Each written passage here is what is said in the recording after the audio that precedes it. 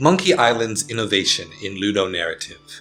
One of the greatest innovations of interactive fiction, also called the graphic adventure genre of games, came from the original Monkey's Island.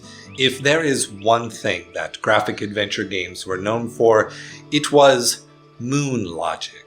Because gameplay was limited to selecting from a series of verbs and using them on certain objects in the environment, graphic adventures often delivered on gameplay through creating puzzles for the players to solve, using verbs on the environment in the correct order, with the correct items, and at the right time to progress the story. For these games, failure was seen as both an opportunity to cause the player to reload, but also seen as an opportunity to deliver comedy or horror at the player's own expense. Sierra's graphic adventures like King's Quest, Space Quest, and Leisure Suit Larry were failure-driven experiences wherein the narrative style was sarcastic and demeaning to the player or the player character whenever the player failed, and only treating the player as cool or triumphant when they succeeded. A sort of fuck you energy often drove players to finish games, even though players had to constantly reload their games to progress. And this was on the load times of 80s and 90s hardware. Humans were more patient back then. These games were still super cool. Yet, as you can imagine, a lot of people didn't enjoy having to wait to keep playing the game. People were more than happy to go to their local arcade to play fighting games. Games were starting to develop more action-oriented genres that could be played on a home computer and not a massive arcade cabinet.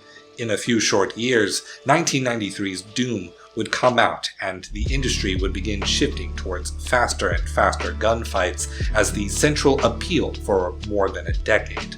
Though 3D mascot platformers would have their time before we get there. Before that happened, graphic adventures had one last hurrah, a genre shift that would begin with 1990's Monkey Island. The singular design ethos that set Monkey Island apart, Monkey Island did away with failure. Players were not guaranteed to succeed, mind you. Moon logic puzzles and sarcastic comedy were still the lifeline of the genre, and doing away with that would not have made for a fun game either. Instead, Monkey Island had players fail forward. Players didn't have to reload a save to keep playing. The game was never unwinnable, as they say on the Wikipedia page, and thus player retention remained high. This is a rare form of innovation that people call addition by subtraction. Typically, when human brains try to solve a problem, we attempt to create something new. We try to invent a tool or add a step to a process, move the problem somewhere else, or just throw more people at the job to get the work done. Do you want to build a strong house? You use denser, stronger bricks, right? Unless you are Anna Keichlin, the inventor of the K-brick, a hollow brick that could hold all the weight of a regular brick, cost less to make, and was better for heat insulation simply by creating a pocket of air. Just trying to do something like this yourself, and you will see how difficult it actually is. Look around your home and see what can be improved by shrinking, reducing, or disposing of it.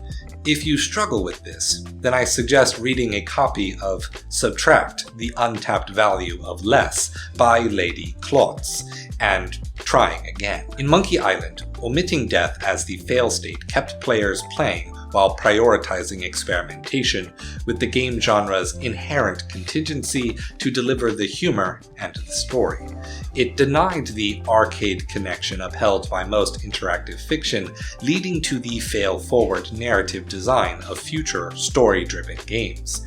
The fail-forward design ethos led to the set-piece era of game design, which created the quick-time events that would define gameplay for more modern interactive fictions like Asura's Wrath, all of the Telltale games, and supermassive games Until Dawn, and yes, even Quantic Dream. The significance of these lessons rippled through the history of video games themselves, as graphic adventures took this design ethos to become the point-and-click adventure. Players were combining items in menus to solve puzzles. This puzzle design became the exploration appeal of survival horror games like Resident Evil. Resident Evil invented the third-person shooter with an over-the-shoulder camera genre, the same genre as Warframe, and Warframe is the reason my YouTube channel has even a little bit of fame.